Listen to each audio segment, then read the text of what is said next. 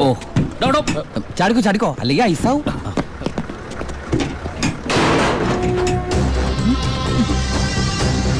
വിട്ടോ വിട്ടോ വിട്ടോ.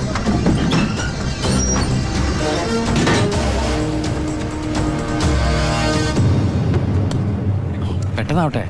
ശിവ, ആ ഓ എന്റെ പുണ്യാളച്ചു, നീ ഇങ്ങെത്തുന്നത് വരെ ഞാൻ മുള്ളേ നിൽക്കുകയായിരുന്നു.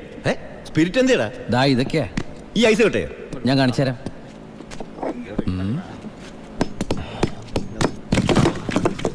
ദാ ഒറിജിനൽ സ്പിരിറ്റ്. ആ ഓ എന്റെ അമ്മച്ചി, ഒടുക്കത്തെ ബുദ്ധി തന്നെ. അല്ലടാ, ഐസിന്റെ ഉള്ളി വെച്ചിട്ട് സ്പിരിറ്റ് എന്താ ഐസ് ആവാത്തേ?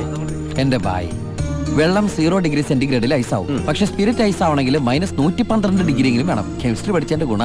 എന്തായാലും കെമിക്കറി കണ്ടുപിടിച്ചു. കെമിക്കറി അല്ല, കെമിസ്ട്രി. അവൻ ഭയങ്കര തന്നെ.